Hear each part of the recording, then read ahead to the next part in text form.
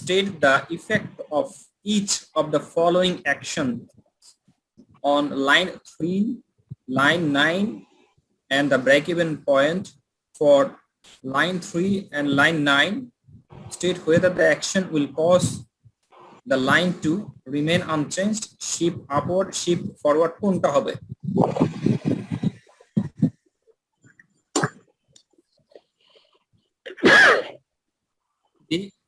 তিন number line এবং 9 number line এবং ব্রেক ইভেন পয়েন্টে কোনো একটা চেঞ্জ আসে, যদি এটার যদি রিমেন আনচেঞ্জ থাকে কি হবে, এটা যদি আপওয়ার্ড দিকে যায় কি হবে, ডাউনওয়ার্ড দিকে গেলে কি হবে, যদি ইয়াটা স্লোপটা স্টিপার হয় কি হবে, বা স্লোপটা যদি ফ্ল্যাটেড হয়ে কি যায় কি হবে।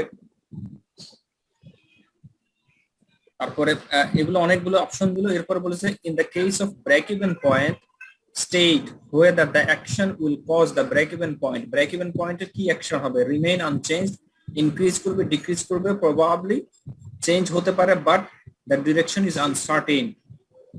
এগুলো হচ্ছে যে আমার এই যে দুটো লাইনে যদি আমার পরিবর্তন আসে তাহলে কি হবে, চেঞ্জ কি হবে। আমরা প্রথম দিকে পড়ে আসছিলাম না, যদি ভেরিয়েবল কস্ট বেড়ে যায় কি হবে, অথবা ফিক্সড কস্ট বেড়ে গেলে কি হবে, অথবা আমার টোটাল সেলস বাড়লে কি হবে।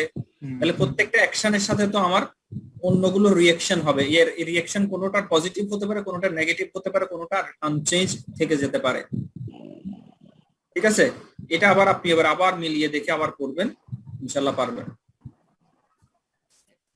একটা एग्जांपल দেওয়া আছে স্যার জি নিচে স্যার 10 এ একটা एग्जांपल দেওয়া আছে স্যার। হ্যাঁ হ্যাঁ, এটাকে বোঝা যায়। আচ্ছা স্যার, এখন আপনারা বলেন আমরা কি নতুন চ্যাপ্টারে যাব নাকি ব্রেক ইভেন নিয়ে আজকে আমরা আলাপ করতে থাকবো?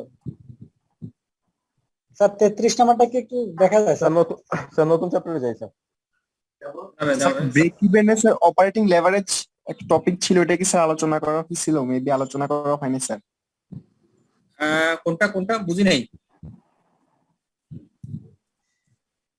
কোন টপিকটা? স্যার একটা অপারেটিং লেভারেজ মেবি একটা টপিক ছিল, এটা স্যার কি আলোচনা করা হয়েছিল sir? Degree of operating leverage নিয়ে অঙ্ক করলাম তো স্যার। মিক্সড কস্ট নিয়ে মিক্সড কস্ট স্যার গত ক্লাসে আমরা এই টপিকস নিয়ে অঙ্ক করে আসছি। স্যার যে সেলস মিক্স এর ব্যাপারে সেটা কি একটা বলতে চাইছিলেন যে করাবেন কি করাবেন না স্যার? বুঝি নাই, সেলস সেলস মিক্স এটা করাবেন কিনা এটা স্যার? না, আমাদের দরকার নেই, সেলস মিক্স আমাদের দরকার নেই। আবার 33 নম্বর এক্সারসাইজটা অনেক বড়, পড়তে পড়তে সময় লেগে যাবে। এখানে স্পেসিফিক কোথাও কোনো সমস্যা আছে? এখানে সলিউশনে স্যার একটা জিনিস দেখাচ্ছিল স্যার, 1,20,000 এর সাথে 24 লাখ, 1,20,000টা ফাইন্ড আউট করলে এটা একটু সমস্যা হচ্ছিল। পাশাপাশি আমাদের ওন সেলস ফোর্সের সেখানে একটু সমস্যা আছে। কথা ক্লিয়ারলি আসতেছে না, আপনার কথাগুলো ক্লিয়ার আসতেছে না। হয়তো আমার এখানে সমস্যা হতে পারে, না হলে আপনার ওখানে, আমি জানি না। স্যার আপনার কথা তো স্পষ্ট শুনতে পাচ্ছি স্যার, কিন্তু আমি আপনার কথা বুঝতে পারতেছি না। হালকা হালকা শুনতে পাই কিন্তু বুঝতে পারি না। দুজনের কথা শোনা যাচ্ছে স্যার। স্যার মানে আমাদেরকে যে এখানে যে একটা সমাধান দেয়া আছে স্যার, সেখানে 24 লাখের সাথে স্যার অঙ্কটা তো পুরোপুরি না পড়লে স্যার বোঝানো যাবে না আপনাকে স্যার। মানে 24 লাখের সাথে 1,20,000 কিভাবে? তাহলে না, সেক্ষেত্রে আমাদের একটু সময় দিতে হবে যে এই প্রবলেম আমরা একটু অ্যানালাইসিস করতে পারি যে ব্রেক ইভেন, টার্গেট প্রফিটের। আমি আমার কস্ট স্ট্রাকচার দেখে বুঝতেছি যে এখানে ব্রেক ইভেন এবং টার্গেট প্রফিট অ্যানালাইসিস, বাট খুব কঠিন কোনো কিছু আমার কাছে দেখে মনে হচ্ছে না, স্ট্রাকচারটা দেখে মনে হচ্ছে না আর কি। কিন্তু কোথায় বুঝতেছেন না সেটা যদি ইয়ে করতেন ভালো হতো আর কি। আচ্ছা স্যার, এটাকে আরেকবার আমরা একটু ভালো করে ফাইন্ড আউট করি, তারপর নয় স্যার আপনার সাথে আমি রিকোয়ারমেন্টটা আগে দেখি। রিকোয়ারমেন্ট দেখলে আমি বুঝতে পারবো যে এটা আপনারা পারবেন কিনা। Compute Pittman company's break-even point in dollar sales for next year, assuming the agent's commission rate remain unchanged at 15%. Agent commission rate is increased to 20%. The company employs its own sales force. এখানে তিনটা option দেওয়া আছে। এই তিনটা অপশনের যদি আমি আলাদা আলাদা ভাবে দেই, কমিশন যদি 15% আগের মতো রেখে দিই, অথবা কমিশন যদি বাড়িয়ে 20% করি, অথবা কোম্পানির ওন সেলস ফোর্স দিয়ে আমরা যদি করে থাকি সেক্ষেত্রে কি করতে হবে না, কমিশন দিতে হবে না। তাহলে ব্রেক ইভেন পয়েন্ট আপনার জন্য নেক্সট ইয়ারে কি হবে, কঠিন সমস্যা হওয়ার কোনো কারণ নাই। Assume that Pitman company decides to continue selling through agents and pays the 20% commission rate, and determine the volume of sales that would be required to generate the same net income as conditioned in the budgeted income statement. সোজা কথা, budgeted income স্টেটমেন্টে যে প্রফিটটা দেখানো হয়েছে net income হচ্ছে 11,20,000। এই প্রফিটটা অ্যাচিভ করতে গেলে আপনার সেলস কত দরকার হবে, যেহেতু আপনি কমিশন ইন্ট্রোডিউস করলেন, কমিশন কত 20%। এই 20% কমিশন দিলে তাহলে তো আপনার কি হবে, ভেরিয়েবল কস্ট বেড়ে যাবে। ভেরিয়েবল কস্ট বেড়ে গেলে কি হবে, সিএম কমে যাবে। সিএম কমে গেলে কি হবে, আপনার সেলস বেশি দরকার হবে, আগে যা সেলস করতেন তার থেকে বেশি সেলস দরকার হবে। একই রকম ভাবে এটা মানে রিকোয়ারমেন্ট দেখে আমার কাছে মনে হচ্ছে কঠিন কোনো অঙ্ক না। আপনার প্রবলেমটা কোথায় এবার বলতে পারবেন? স্যার এখানে যে সমাধান দেয়া আছে স্যার, হ্যাঁ, এখানে 1,20,000 স্যার একটা ফিগার আছে স্যার। কত নাম্বার রিকোয়ারমেন্ট? স্যার কত নাম্বার রিকোয়ারমেন্টের আগে রিকোয়ারমেন্টের উত্তর বলতেছেন আপনি? স্যার এখানে রিকোয়ারমেন্টের আগে ওরা একটা সামারি করছে স্যার, এর আগে সলিউশনের একটা ওয়ার্ক করছে স্যার একটা, সেই ওয়ার্কিংটাই স্যার বুঝতেছি না এখানে, মানে দুইটা ফিগার, একটা 1,20,000 একটা 1,80,000 ওয়ার্কিং এর মধ্যে স্যার। আচ্ছা আমি দেখি স্যার না এটা আর একটু ভালো করে দেখি, তারপরে না স্যার আপনার সাথে নেক্সট ক্লাসে দেখা বলি স্যার। হ্যাঁ, আচ্ছা তাও করতে পারেন, কারণ আচ্ছা, প্রশ্ন একটু ভালো দেখে করে আমার কাছে দেখুন। মনে হচ্ছে না কঠিন কোনো লাইন। তাহলে দেখি স্যার। 5-33 না? জি স্যার। 33 নাম্বার এখানে অবশ্য ইয়েতে নাই, কি বলে সলিউশন নাই।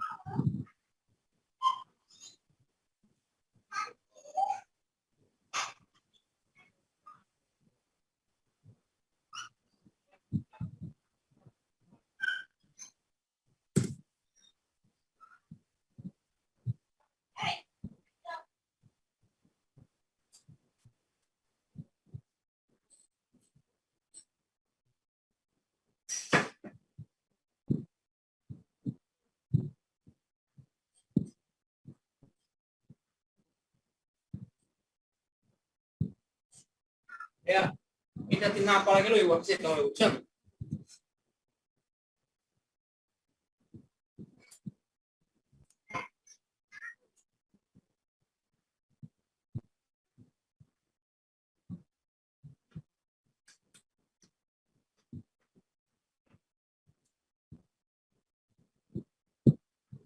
স্যার এইটা আরেকটু দেখি স্যার, তারপরে আপনার সাথে শেয়ার করি স্যার।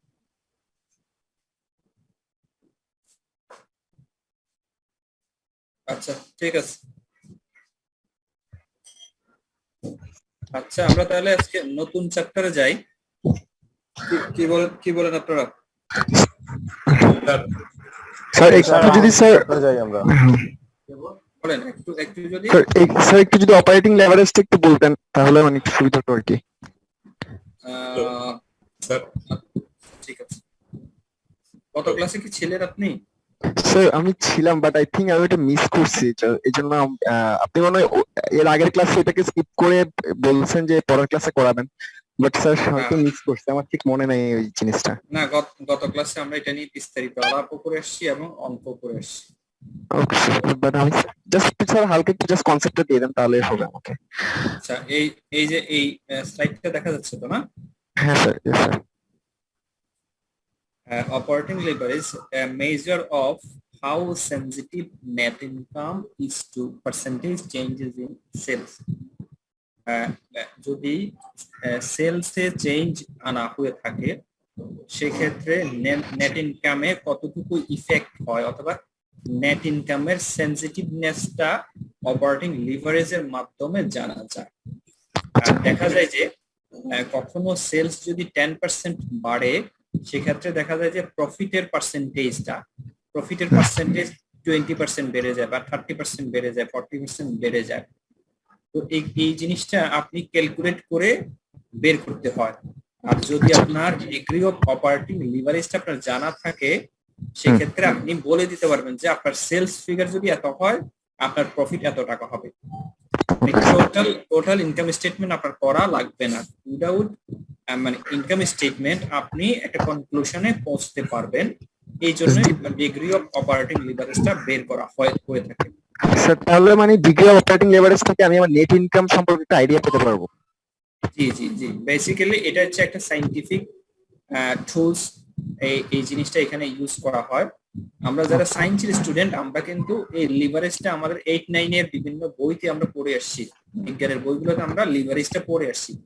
ওই লিভারেজটার এখানে ওখানে আমরা একই জিনিস পড়ে আসতাম যে যেখানে হাই লিভারেজ থাকে সেখানে তার ইফেক্টটা কিন্তু বেশি থাকবে। With high leverage, a small percentage increase in sales can produce a much larger percentage increase in net income. যদি লিভারেজটা বেশি থাকে সেক্ষেত্রে যদি আপনি সেলসে যদি আপনার অল্প ইফেক্ট হয় কিন্তু প্রফিটে অনেক বেশি ইফেক্ট হবে। সে ফর এক্সাম্পল আপনার লিভারেজ হচ্ছে 10 টাইমস, লিভারেজ হচ্ছে আপনার 10 টাইমস, তাহলে আপনার সেলস যদি 10% বাড়ে আর আপনার প্রফিট সেক্ষেত্রে বাড়বে হচ্ছে ওই 10% ইনটু 10, তার মানে 100% 100% প্রফিট বাড়বে, প্রফিট ইনক্রিজ করবে। বুঝতে পারছি। একটা এক্সাম্পল দেখি, এই এক্সাম্পলটা আমাদের কাছে একটু পুরাতন। 250টা বাইক এর মূল্য হচ্ছে 2,50,000 টাকা, ভেরিয়েবল কস্ট হচ্ছে 1,50,000, সিএম পাই আমরা 1 লক্ষ, ফিক্সড এক্সপেন্সেস হচ্ছে 80,000, তাহলে নেট ইনকাম পেলাম আমরা হচ্ছে 20,000। অপারেটিং লিভারেজ বের করার একটা সূত্র হচ্ছে এটা, CM divided by net income, CM divided by net income. এটা হচ্ছে আপনার অপারেটিং লিভারেজ বের করার একটা সূত্র। এরকম আরো দুটো সূত্র আছে এগুলো ছাড়াও। তাহলে এখানে লিভারেজ হচ্ছে 5 টাইমস, এখানে লিভারেজ হচ্ছে 5 টাইমস, ঠিক আছে?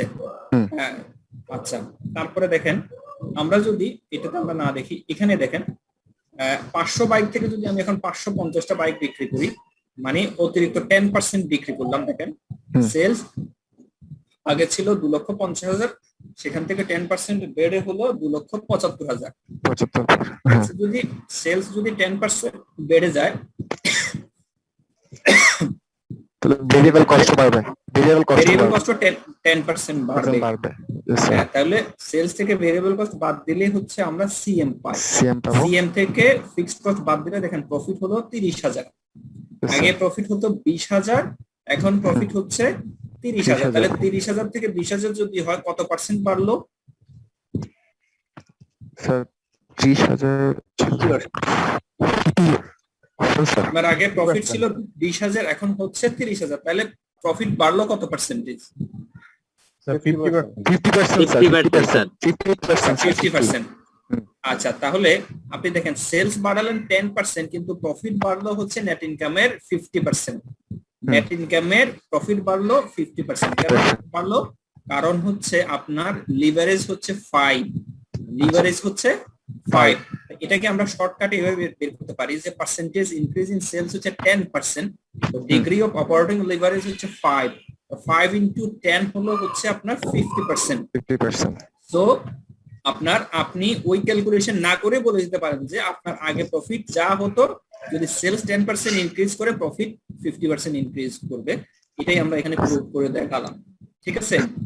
এটা হচ্ছে ডিগ্রি অফ অপারেটিং লিভারেজ। এবং এই লিভারেজ করার জন্য আরো অনেকগুলো সূত্র আছে, আমার কোথায় যেন একটা ইয়ে ছিল, শীট ছিল। লিভারেজ থেকে আমি স্যার জাস্ট পার্সেন্টেজ কতটা ইনক্রিজ করছে সেটা আমি জানতে পারবো, বাট টোটাল মানে অ্যামাউন্টটা কত সেটা তো স্যার জানার কোনো ওয়ে নেই। হ্যাঁ, জানতে পারবো তো। আমার যদি এর আগে আমার প্রফিট হতো 20,000, আমি জানি যে আমার যদি সেলস 10% বাড়ে প্রফিট বাড়বে 50%। তাহলে আমার যদি আগে নেট ইনকাম হচ্ছে 20,000, তার সাথে 50% আমি যোগ করে দিব, প্রফিটও জেনে যাব। Okay sir, thank you sir. আমার সেলস যত পার্সেন্টেজ আমি বাড়ালাম সেই তুলনায় সেটা আমার যদি ওই ইনক্রিজটা যদি আমার মেশিনের ক্যাপাসিটিটাকে মানে ওভার করে দেয় মানে মেশিনিং ক্যাপাসিটি হচ্ছে না, তখন তো আমার আরেকটা মেশিন কিনতে হবে, তখন তো আমার আবার কমে যাবে। তো মানে এক্ষেত্রে মেশিন ওগুলোতে আমরা যাব না। ওই ডিসপাইট অফ দিস অপশনস, আমরা ওই অপশন ছাড়া নর্মালি চিন্তা করব। আমার ওই এই ডিসিশন মেকিং এর ক্ষেত্রে ওই জিনিসগুলো আমরা চিন্তা করব না। আমরা চিন্তা করি যে এভরিথিং নর্মাল সিচুয়েশনে আমরা কাজটা করতেছি। আমি এখন যদি চিন্তা করি আমার একটা রুমে হবে না, দুটো রুম লাগবে, একটা মেশিনে হবে না, দুটো মেশিন লাগবে, একটা গাড়ি হবে না, দুটো গাড়ি লাগবে, ওইসব চিন্তা, ওই অপশনগুলো আমরা এই মুহূর্তে করব না। ঠিক আছে, আমি ধরে নিচ্ছি যে আমার আমার ক্যাপাসিটি আছে, আমার এভরিথিং নর্মাল সিচুয়েশন আছে। এই সিচুয়েশনে যদি আমার সেলস এত পার্সেন্ট বাড়ে, ডিগ্রি অফ অপারেটিং লিভারেজ দিয়ে আমি বের করে নিতে পারবো যে আমার নেট ইনকাম কতটুকু হবে। আর একটা জিনিস দেখে নেন, ডিগ্রি অফ অপারেটিং লিভারেজ আমরা যেভাবে বের করলাম এভাবে ছাড়াও আরো কয়েকভাবে বের করতে পারি। আপনারা একটা স্ক্রিনশট নিয়ে নেন এটা। Calculate the degree of operating leverage. There are number of alternatives. Way to calculate the DOL, each based on the primary formula given above. আমরা এর আগে একটা ক্যালকুলেশন করে আসছিলাম, সেটা এই মুহূর্তে আর দরকার নেই। আচ্ছা, দেখেন ডলটা এই সেকেন্ড যে এক্সাম্পলটা, এটা মনে হয় আপনাদের সাথে মিল পাওয়া যাচ্ছে, তাই না? CM divided by operating income অথবা নেট ইনকাম। অপারেটিং ইনকাম অথবা নেট ইনকাম দিয়ে ভাগ করলে আমরা ডলটা পেয়ে যাই। আচ্ছা, এটাকে আমি এইভাবে বলি, সেকেন্ডটার জায়গায় এবার থার্ডটাতে আসি, সেলস মাইনাস ভেরিয়েবল কস্ট যা তাই তো সিএম। সেকেন্ডটা আর থার্ডটাতে কোনো পরিবর্তন নাই, sales minus variable cost minus fixed cost equal to operating income অথবা নেট ইনকাম। তাহলে সেকেন্ড আর থার্ডে কোনো পরিবর্তন নাই, এটাকে ভাঙলে এইভাবে হয়। আচ্ছা, এবার প্রথমটা দেখি, changes in operating income, changes in sales.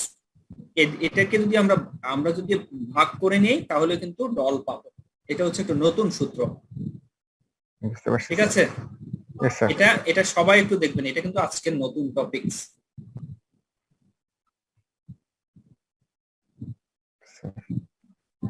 Thank you sir.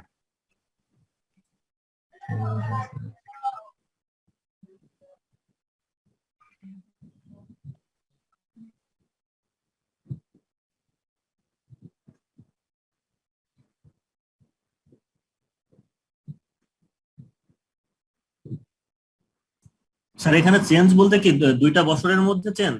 হ্যাঁ হ্যাঁ, দুটো বছর অথবা দুটো মাস অথবা দুটো কোয়ার্টারের মধ্যে যখন সেলসটা দেওয়া থাকবে তখন changes in sales, changes in operating income নিলে আপনি ডলটা পেয়ে যাবেন। ঠিক আছে, থ্যাংক ইউ।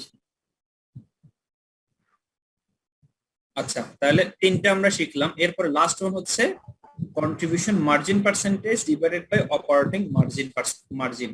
এটা দিয়ে করলেও আপনি ডলটা পাবেন। তো ডল শুধু আপনি একভাবে পাবেন তা কিন্তু না, মানে কয়েকটা অপশনে আপনি করতে পারবেন।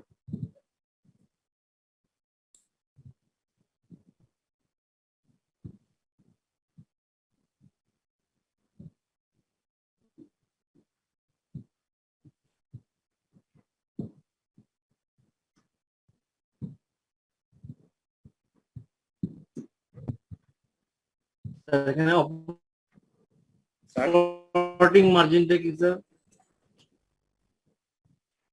Operating profit.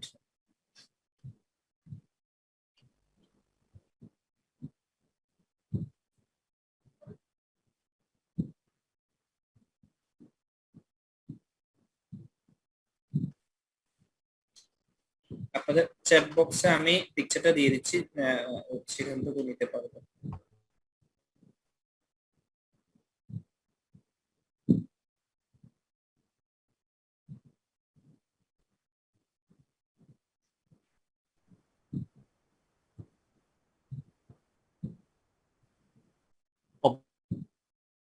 স্যার দিয়ে দিলাম আপনাদেরকে, চ্যাট বক্স থেকে নিয়ে নিতে পারবেন। হ্যাঁ স্যার,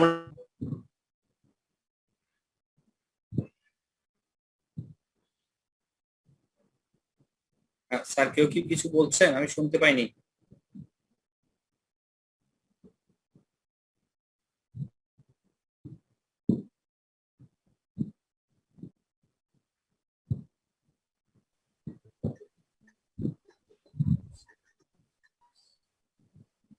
স্যার বলতেছিলাম যে স্যার নতুন কোন চ্যাপ্টারটাতে যাওয়া হবে? এই যে দেখা যাচ্ছে,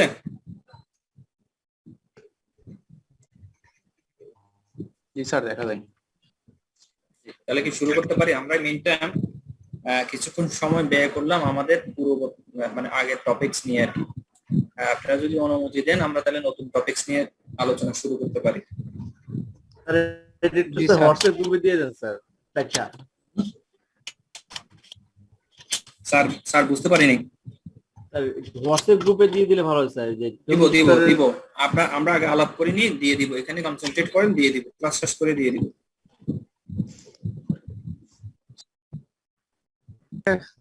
স্যার এভাবে যে আগের যে চ্যাপ্টারটা আমরা করেছিলাম স্যার ওইটা থেকে আর কি কতটুকু নাম্বার কভারেজ হয় পরীক্ষার এক্সামে? মিনিমাম 10 মার্কস, 10 থেকে বাড়তেও পারে, বাট 10 মার্কস আপনারা পাবেন, এটা নিশ্চিত থাকতে পারেন। আর স্যার এভাবে স্ট্যান্ডার্ড কস্ট এখন যেটা করব ওইটাতেও কি সেম থাকবে নাকি? স্ট্যান্ডার্ড কস্টিং আমি মিনিমাম 10 মার্কসের মতো থাকে। আপনাদেরকে দেখাচ্ছি, একটু ওয়েট করেন এক সেকেন্ড। আমরা করলাম কি সিবিপি তে দেখেন, এখানে একটু মার্কসটা দেখেন, কোশ্চেন নাম্বার এবং মার্কসটা দেখেন। 10, 8, 10, 12, 15, 16, 8, 8। তাহলে দেখা যাচ্ছে যে সর্বনিম্ন 8 সর্বোচ্চ 16 পর্যন্ত মার্কস এখানে ডিস্ট্রিবিউটেড হয় সিবিপি থেকে। স্ট্যান্ডার্ড কস্টিং এ সর্বনিম্ন 4 পেলাম, সর্বোচ্চ 10, 4 থেকে 10। বাট স্ট্যান্ডার্ড কস্টিং এর ইয়েটা হচ্ছে সব সময় পরীক্ষা আসে, কোনোবারই বাদ যায় না। স্ট্যান্ডার্ড কস্টিং, সিবিএপি, বাজেট, এই জিনিসগুলো কখনোই মানে বাদ যায় না, পরীক্ষায় সব সময় আসে।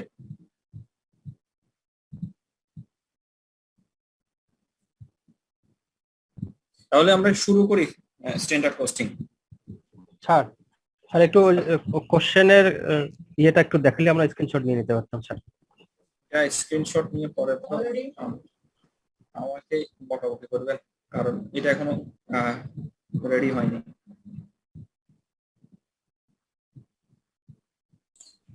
স্যার হ্যালো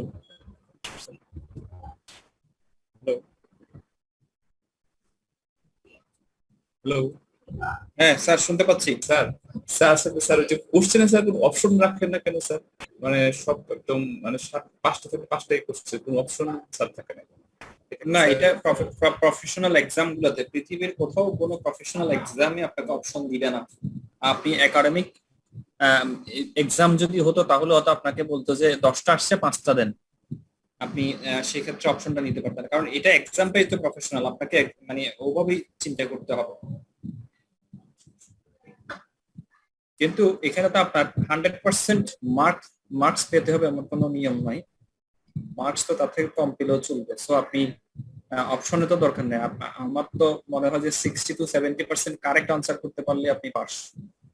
কিন্তু কোনো কোশ্চেন স্যার গ্যাপ রেখে আসে, সেটার জন্য স্যার তো আবার ই করবে স্যার। কোনো সমস্যা নেই, আপনার যা খুশি তা করে আসবেন, বাট যা করবেন তা ভালোভাবে করে আসবেন। কিন্তু আপনি গ্যাপ দিয়ে যান, কোনো সমস্যা নেই। স্যার কোশ্চেন কি সিরিয়ালি উত্তর দেওয়ার কোনো ইয়ে আছে নাকি না, দিলেই হবে? কোনো নিয়ম নাই, এরকম কোনো নিয়ম নাই যে 1 থেকে স্টার্ট করলেন 5 পর্যন্ত বা 6 পর্যন্ত আপনি করে যাবেন, এইরকম কোনো নিয়ম নাই। স্যার গত ক্লাসের শীট গুলো দেওয়ার কথা ছিল। আমি দেই নাই। না স্যার, আমাদের চ্যাট গ্রুপে দিলে একটু সুবিধা হয়। আমি হোয়াটসঅ্যাপে আপনাদেরকে শেয়ার করে আসছিলাম, আই থিংক। স্যার শেয়ার করছেন স্যার মনে হয়। আমি শেয়ার করছি স্যার সিপি অ্যানালাইসিস স্যার আগের এক্সাম্পল শেয়ার করছেন স্যার, কিন্তু স্যার আগের চ্যাপ্টার গুলো যেগুলা আমরা করে আসছি, বাজেট এবং এর আগের চ্যাপ্টার গুলা, ইনিশিয়াল চ্যাপ্টার গুলো, ওগুলার স্যার আগের এক্সাম গুলোটা স্যার কোশ্চেন আনসার গুলো স্যার স্টার্ট করা হয়নি স্যার। দেখেন আমি সিবিপি করলাম, মাস্টার বাজেট করলাম, ফ্লেক্সিবল বাজেট, ক্যাশ বাজেট সব এখানে স্যার করছে স্যার, দুইটাই করছে। হ্যাঁ, দুইটাই করলাম। এর আগেও কিছু করে আসছি,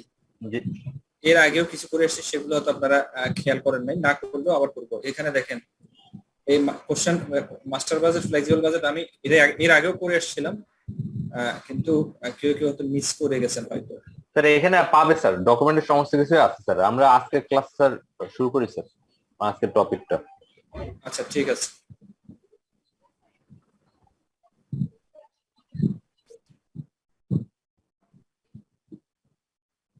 আচ্ছা ঠিক আছে, স্ট্যান্ডার্ড কস্ট তা আমরা তাহলে শুরু করি। স্যার একটা কোশ্চেন ছিল, সেটা হচ্ছে যে স্যার আমরা অনেক সময় হচ্ছে যে এই ঢুকতে লেট হয়ে যায় বা আপনার নেটের কারণে অনেক সময় আমরা মিস করি, তো স্যার এটা কি রেকর্ডিংটা কি পাওয়া যাবে ক্লাসের?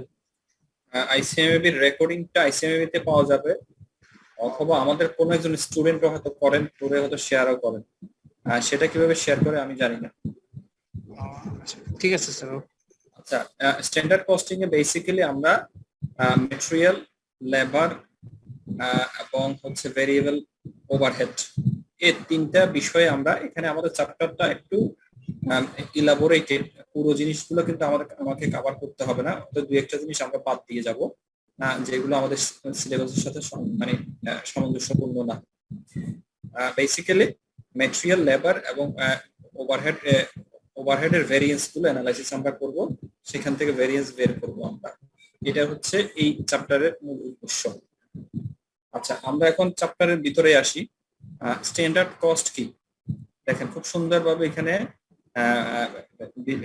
ব্যাখ্যা করা আছে। দেখেন, standard cost are based on carefully predetermined amounts.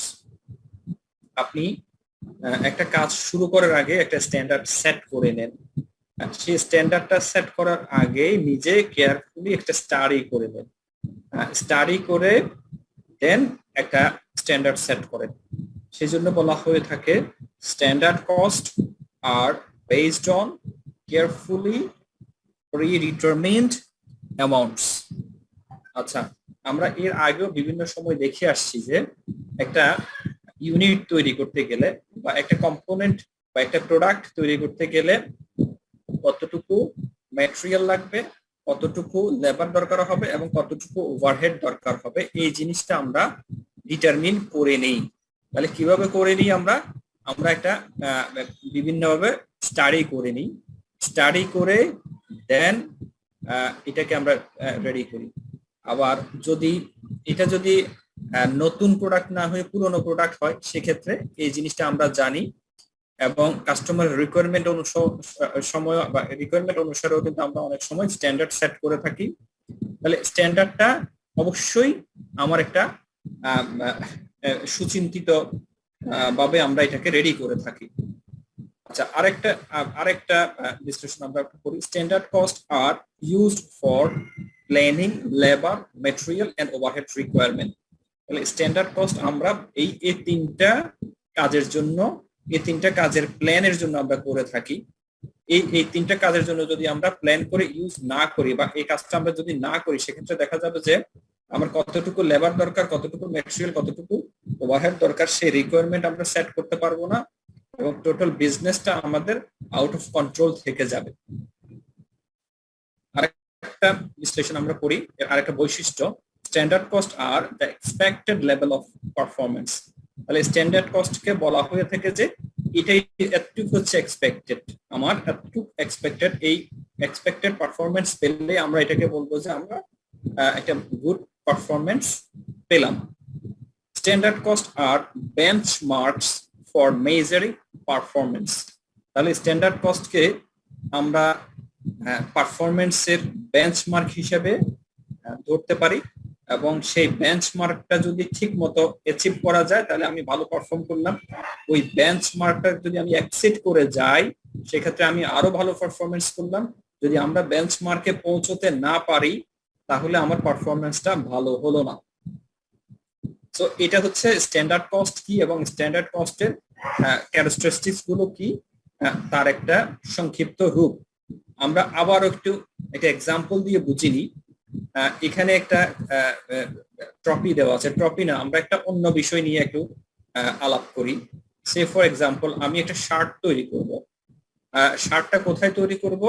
একটা টেইলারিং শপে গিয়ে আমি আমার শার্টটা তৈরি করব। তাহলে টেইলারিং শপে গিয়ে আমরা প্রথমে কি করব, যে যিনি শপের ওনার অথবা যিনি অর্ডারটা নেবেন তাকে জিজ্ঞেস করবো যে ভাই আমার এই শার্টটা আপনি তৈরি করে দিবেন, কতটুকু কাপড় লাগবে। তখন উনি বলবেন যে ভাই আপনার জন্য স্ট্যান্ডার্ড কাপড় হচ্ছে 2 মিটার্স, অথবা তাদের একটা স্ট্যান্ডার্ড পরিমাপ বলা আছে, তাহলে 2 মিটার্স আপনার কাপড় লাগবে বা এটা হচ্ছে ম্যাটেরিয়াল লাগবে।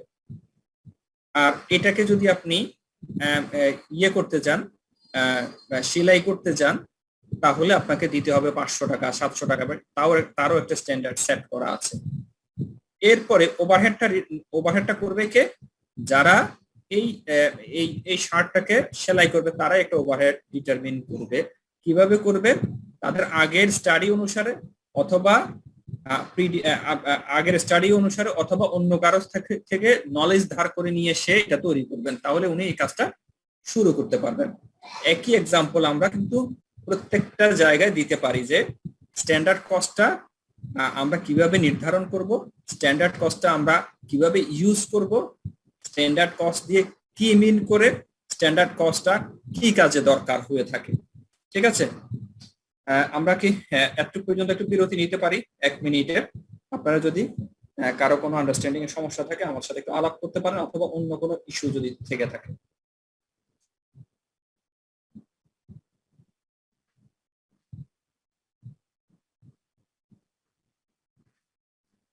কারো কোনো প্রবলেম হচ্ছে না?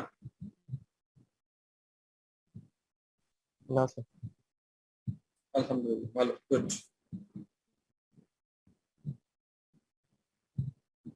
তাহলে স্ট্যান্ডার্ডটা আমরা বুঝলাম। স্ট্যান্ডার্ড মানেই হচ্ছে একটা বেঞ্চমার্ক, স্ট্যান্ডার্ড মানে হচ্ছে একটা ইয়ারিস্টিক, স্ট্যান্ডার্ড মানে হচ্ছে এক্সপেক্টেড লেভেল, আর স্ট্যান্ডার্ড দিয়ে আমরা কি করব? পারফরমেন্স মেজার করব। ঠিক আছে, আমরা এখানে 1.5 আওয়ার একটা ক্লাস নেই, তাহলে আইসিএমইবি আমাকে ক্লাসের জন্য কিন্তু এটা একটা স্ট্যান্ডার্ড সেট করে দিলেন যে এই টপিকস গুলো আপনি শেষ করতে গেলে আপনার 1.5 আওয়ার লাগবে। এটাও একটা কিন্তু স্ট্যান্ডার্ড। আপনাকে যদি আপনার বাবা মা বা অন্যরা জিজ্ঞেস করে নে যে আইসিএমইবি কোয়ালিফাই করতে কতদিন সময় লাগে, তাহলে আপনারা কিভাবে উত্তর দিবেন বলেন তো দেখি? স্যার 2.5 বছর সময় লাগে, এরকম স্ট্যান্ডার্ড একটা টাইম, যেটা মানে একবারে পাস করে ফেললে 2.5 বছর সময় লাগবে, সেটা হচ্ছে স্যার স্ট্যান্ডার্ড টাইম। এটা আপনি যেটা বললেন যে একবার যদি আপনি পরীক্ষা দিয়ে সব কোয়ালিফাই করেন উইদাউট এনি মানে ফেল, সেক্ষেত্রে আপনার জন্য লাগবে হচ্ছে 2.5 বছর। এটা হচ্ছে আইডিয়াল স্ট্যান্ডার্ড। আইডিয়াল স্ট্যান্ডার্ডটা অলওয়েজ অ্যাচিভেবল হয় না। আইসিএমইবি তে যদি 1500 বা 1600 মেম্বার পাস করে থাকে, তার মধ্যে দেখা যাবে যে 1% এর মধ্যে আছে বা 2% এর মধ্যে আছেন। তাহলে স্ট্যান্ডার্ড সেট করার সময় আমাকে করতে হবে কি? ওই জন্য বলে বেসড অন কেয়ারফুলি প্রিডিটারমিন্ড। তাহলে আগের যে হিস্ট্রিটা ঘটে আসছে, যে আমরা দেখতে হবে যে আমাদের বেশিরভাগ মেম্বাররা বা বেশিরভাগ সদস্যরা কতদিনে পাস করেন। বেশিরভাগ সদস্যরা দেখা যাচ্ছে কি এটা রেকারিংটা বেশি হচ্ছে 4 থেকে 5 বছর সময় লেগে যায়। 4 বছর যদি আমি স্ট্যান্ডার্ড ধরি, 2.5 বছরটা হচ্ছে আইডিয়াল স্ট্যান্ডার্ড। অ্যাচিভেবল স্ট্যান্ডার্ড আমি বলতে পারি হচ্ছে 4 ইয়ার্স। 4 ইয়ার্স এর মধ্যে আপনি যদি লেগে থাকেন 4 ইয়ার্স এর মধ্যে কোয়ালিফাই করবেন। 6 মাস সময় দেখা যাচ্ছে কি সামনে পিছনে পরীক্ষার কারণে বিভিন্ন সময় নষ্ট হয়ে যায়। আবার একবার দুইবার যদি রিটেক দরকার হয়ে থাকে, সেক্ষেত্রে দেখা যাবে যে আপনি খুব ভালো পারফরমেন্স করে গেলে 3.5 থেকে 4 বছরের মধ্যে আপনি কোয়ালিফাই করবেন। এটা কিন্তু একটা স্ট্যান্ডার্ড। তাহলে স্ট্যান্ডার্ড কিন্তু আমরা অলওয়েজ বলে দিতে পারি।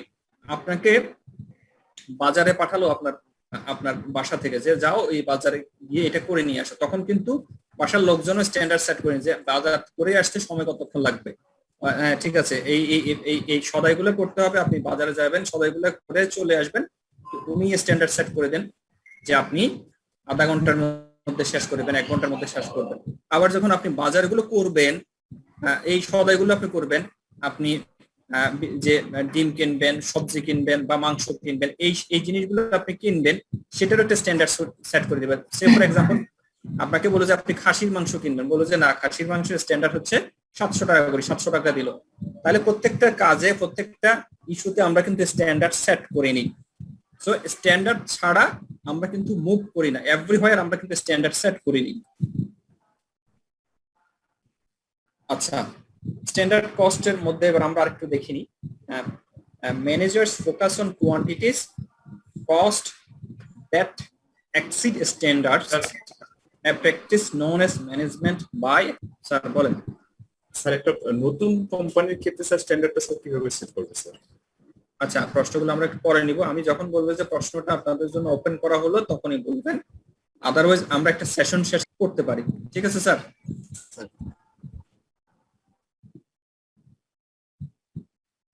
আচ্ছা, আমরা স্ট্যান্ডার্ড কস্টটা করে এটা আমরা কি কাজে লাগাবো? যে আমরা এই কাজে লাগাবো যে আমার ম্যাটেরিয়াল, লেবার, ওভারহেডের একটা স্ট্যান্ডার্ড সেট করা আছে, কত কোয়ান্টিটি লাগবে, কত খরচ হবে এবং কিভাবে শেষ হবে। এবং এখানে যদি আমরা দেখে থাকি যে আমি যে স্ট্যান্ডার্ডটা সেট করলাম, কিছুক্ষণ আগে আমরা বললাম যে আমি টেইলারিং শপে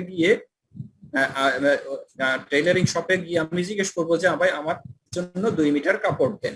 তখন উনি বলবো যে ভাই আপনার জন্য তো 2 মিটার কাপড়ে হবে না, আপনার জন্য লাগবে হচ্ছে 2.5 মিটার কাপড়, কারণ আপনি একটু বেশি হেলদি। আপনি যেহেতু হেলদি বেশি, আপনার জন্য একটু কাপড় বেশি লাগবে। আমি 2.5 মিটারও দিলাম।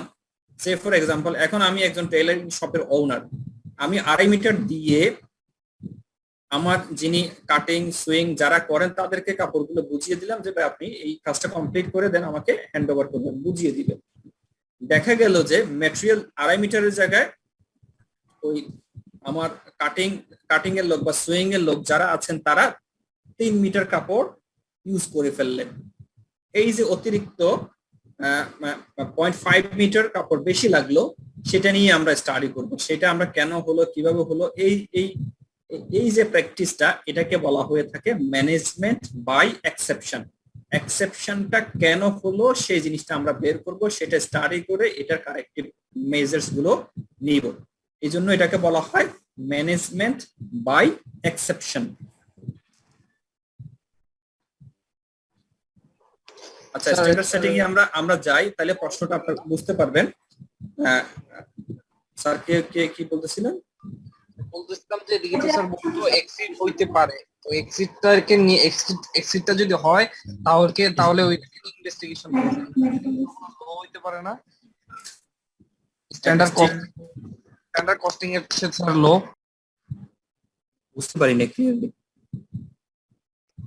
আর বলতেছিলাম যে ম্যানেজার এই জায়গার মধ্যে লেখা আছে যে manager focus on quantities and cost that exceed standards.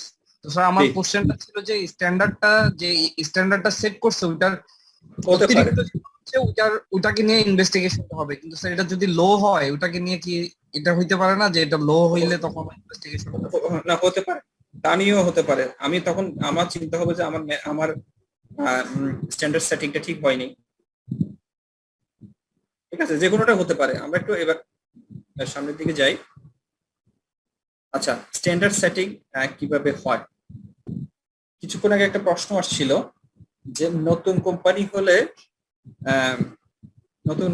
হলে আপনি স্ট্যান্ডার্ড সেটিং কিভাবে করবেন। নতুন কোম্পানি হোক, পুরাতন কোম্পানি হোক, স্ট্যান্ডার্ড সেটিং এর একটা প্রসেস আছে, সেই প্রসেসটাই আমরা ফলো করব। স্ট্যান্ডার্ডটা কিভাবে সেট করা হয়? স্ট্যান্ডার্ড সেট করার সময় accountant, engineer, personal administrators, production managers combine efforts to set standards based on experience and expectations.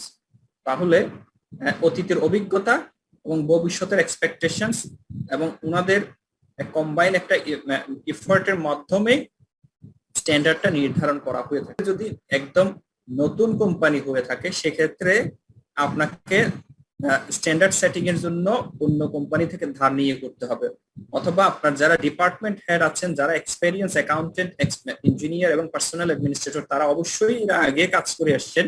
কাজ করে আসার কারণে ওনাদের অভিজ্ঞতার মাধ্যমে ওনারা এই স্ট্যান্ডার্ডটা সেট করবেন বা স্ট্যান্ডার্ডটা নির্ধারণ করবেন। আচ্ছা, এখন স্ট্যান্ডার্ড সেট করতে গেলে একজন এক এক রকম কথা বলবে।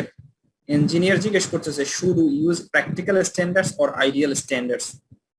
তখন অন্য ডিপার্টমেন্টের লোক বলবে যে না, practical standard should be set, যে আইডিয়াল স্ট্যান্ডার্ড সেট করা যাবে না। আইডিয়াল স্ট্যান্ডার্ড আসলে অ্যাচিভ করা যায় না। যেমন আমার একটা গাড়ির ক্যাপাসিটি হচ্ছে 200 কিলোমিটার পার আওয়ার, কিন্তু এটা যদি আইডিয়াল স্ট্যান্ডার্ড হয়ে থাকে, কিন্তু আমি যদি রাস্তায় নামি গাড়িটা নিয়ে, এই আইডিয়াল স্ট্যান্ডার্ডটা আমি অ্যাচিভ করতে পারবো না। আমাকে প্র্যাকটিক্যাল স্ট্যান্ডার্ডটা প্র্যাকটিক্যালি কিভাবে কতটুকু করা সম্ভব সে ব্যাপারে দেখতে হবে। So practical standards should be set at levels that are currently attainable with reasonable and efficient effort.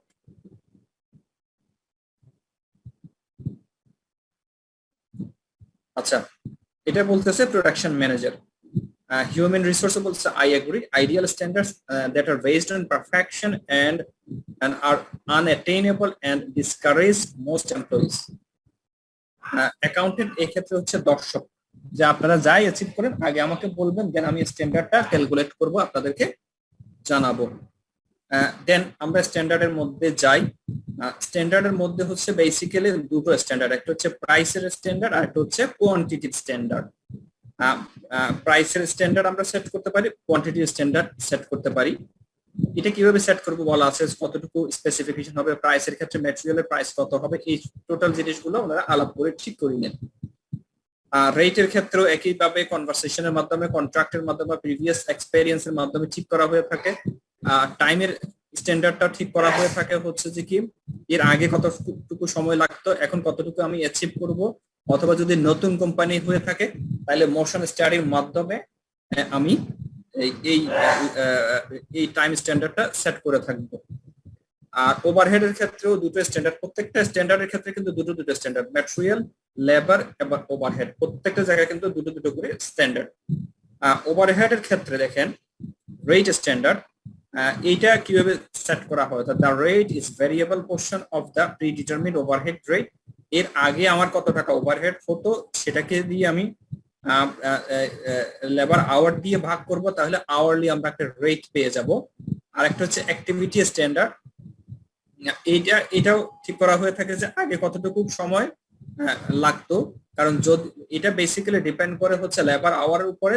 যদি লেবার আওয়ার বেশি লেগে যায় সেক্ষেত্রে দেখা যাবে যে ওভারহেডও বেশি খরচ হবে, কারণ ফ্লোর যখন চালু থাকে, প্রোডাকশন ফ্লোর চালু থাকবে মানেই হচ্ছে আপনার ওভারহেড জেনারেট হতে থাকে, ওভারহেড কস্ট আপনার ইনকার্ড হতে থাকে। সেহেতু এই জিনিসগুলো কিন্তু বেসিক্যালি লেবারের সাথে রিলেটেড থাকে। এখন আমরা স্ট্যান্ডার্ড সেট করতেছি, ভেরিয়েবল একটা স্ট্যান্ডার্ড আমরা সেট করব যে একটা প্রোডাক্টের জন্য। আমরা একটু পড়ি, স্ট্যান্ডার্ড কস্ট কার্ড,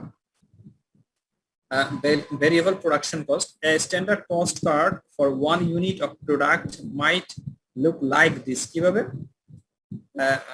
যেমন আপনি দেখেন একদিকে হচ্ছে ইনপুট, ম্যাটেরিয়াল, লেবার এবং ভেরিয়েবল ম্যানুফ্যাকচারিং ওভারহেড। প্রোডাক্ট এ তৈরি করতে লাগে হচ্ছে 3 কেজি, আর দাম হচ্ছে তার 4 টাকা করে, তাহলে 3 কেজি 4 টাকা করে যদি লাগে 3 4 12 টাকা লাগবে স্ট্যান্ডার্ড। লেবার হচ্ছে আড়াই ঘন্টা লাগে, 14 টাকা করে হচ্ছে লেবার আওয়ার রেট, তাহলে 35 টাকা। এবং মনে রাখবেন হচ্ছে যতক্ষণ পর্যন্ত লেবার আওয়ার চলবে ততক্ষণ পর্যন্তই বেসিক্যালি সাধারণত ওভারহেডটা ইনকার্ড হতে থাকে। যদি 2.5 ঘন্টা লেবার আওয়ার দরকার হয়ে থাকে, 2.5 ঘন্টার জন্যই ভেরিয়েবল ওভারহেডটা রিকোয়ার্ড হবে। তাহলে 2.5 ঘন্টা ইনটু 3 টাকা করে, এই 3 টাকাটা কোত্থেকে পায় আমরা কিছুক্ষণ আগে দেখে আসছি যে এটাও কিন্তু আগে কত টাকা ভেরিয়েবল ম্যানুফ্যাকচারিং ওভারহেড হতো, তাকে লেবার আওয়ার দিয়ে ভাগ করলে তারা একটা রেট পেয়ে যান। সো 2.5 ঘন্টা যদি লাগে এই প্রোডাক্টটা তৈরি করতে, সেহেতু আপনি 2.5 ঘন্টা ইনটু 3 টাকা 60 টাকা 50 পয়সা লাগবে আপনার ভেরিয়েবল ওভারহেড। সো একটা প্রোডাক্ট তৈরি করতে লাগবে হচ্ছে 54 টাকা 50 পয়সা। এটা হচ্ছে আমরা বলতে পারি যে একটা স্ট্যান্ডার্ড কস্ট কার্ড।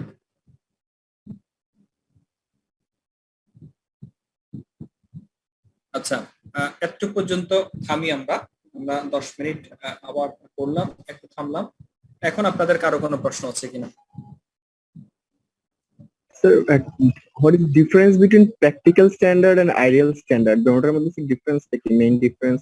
আমি মেইন ডিফারেন্সটা মনে হয় বলছি, আবারও বলতেছি যে প্র্যাকটিক্যাল স্ট্যান্ডার্ড বা প্র্যাকটিক্যাল স্ট্যান্ডার্ড হচ্ছে যে আপনি কতক্ষণ সময়ে পারবেন।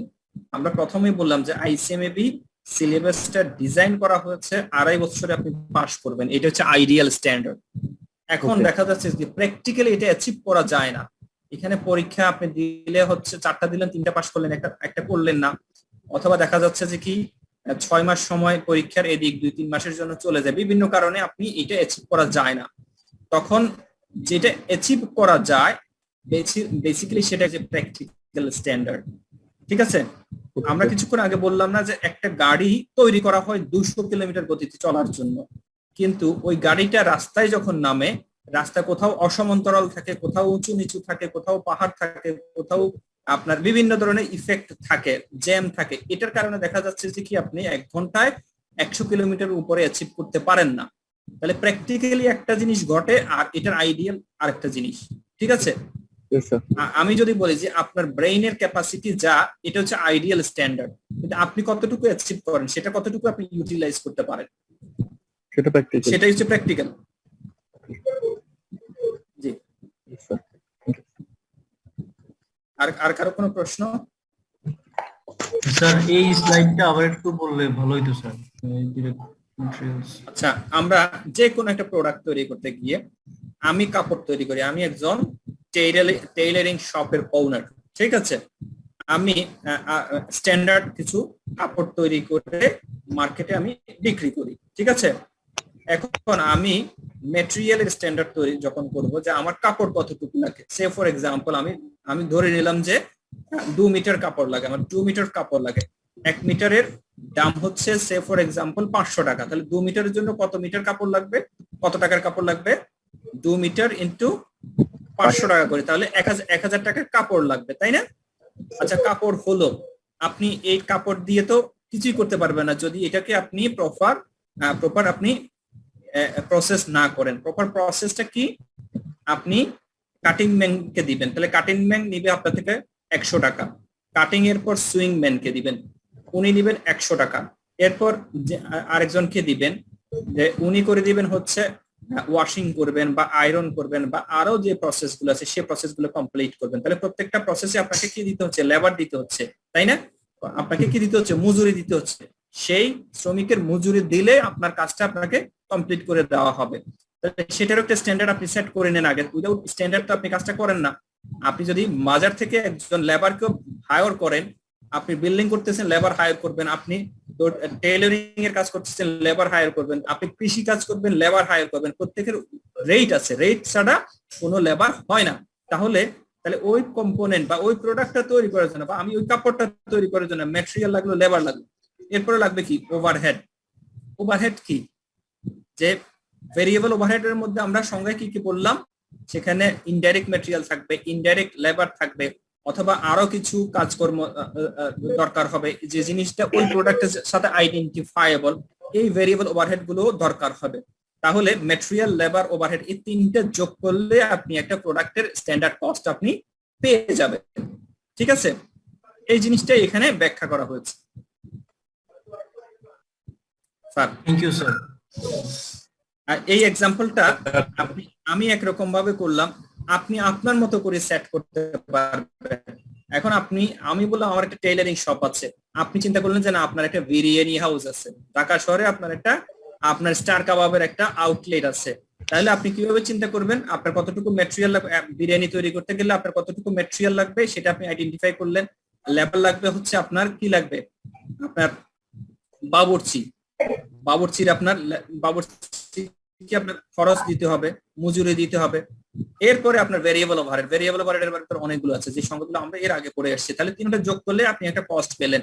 সে ফর এক্সাম্পল 1 প্যাকেট বিরিয়ানির কস্টিং পড়লো 300 টাকা, ঠিক আছে? তখন আপনি সেটাকে আপনার স্ট্যান্ডার্ড কস্ট জানলে আপনি পরবর্তী স্টেপস গুলো নিতে পারবেন, সেল প্রাইস নির্ধারণ করতে পারবেন। আচ্ছা, স্ট্যান্ডার্ডস ভার্সেস বাজেটস। আর standards the same as budget, এখানে আবার কথা আছে। আপনি উইদাউট স্ট্যান্ডার্ড, আমরা যখন মাস্টার বাজেট করতেছিলাম বা ফ্লেক্সিবল বাজেট করতেছিলাম, তখন আমরা রিপিটেডলি বলে আসছিলাম যে আপনি স্ট্যান্ডার্ড ছাড়া বাজেট তৈরি করতে পারবেন না। সেই জন্য বলছে যে কি, a standard is the expected cost for 1 unit. আমরা স্ট্যান্ডার্ডটা আমরা যখন ফ্লেক্সিবল বাজেট করে আসছিলাম তখন আপনাদের মনে আছে কিনা দেখেন, লেবার কত টাকা লাগবে, ম্যাটেরিয়াল কত লাগবে, ওভারহেড কত টাকা লাগবে, এই জিনিসটা আমরা আগে ডিটারমিন করে নেওয়ার পরে দেন আমরা বাজেটটা করে থাকি। মাস্টার বাজেট করতে গেলে, ফ্লেক্সিবল বাজেট করতে গেলে আমার কিন্তু স্ট্যান্ডার্ডটা জানা থাকা লাগবে। উইদাউট স্ট্যান্ডার্ড আপনি বাজেট করতে পারবেন না। আমরা কিছুক্ষণ আগে বললাম যে একটা শার্টের স্ট্যান্ডার্ড, প্রথমে আমরা একটা শার্টের স্ট্যান্ডার্ড ডিজাইন করব, সেটার এক্সপেক্টেড কস্ট আমরা নির্ধারণ করব, সেজন্য বলা হয়ে থাকে স্ট্যান্ডার্ড কস্ট আর প্রিডিটারমিন্ড কেয়ারফুলি প্রিডিটারমিন্ড অ্যামাউন্ট। তাহলে তাহলে আমরা বুঝতে পারি যে আমার কত টাকার খরচ হবে। এটা একটা স্ট্যান্ডার্ড ইউনিটের জন্য আমরা করে থাকি। আর বাজেট হচ্ছে budget is the expected cost for all units. ঠিক আছে,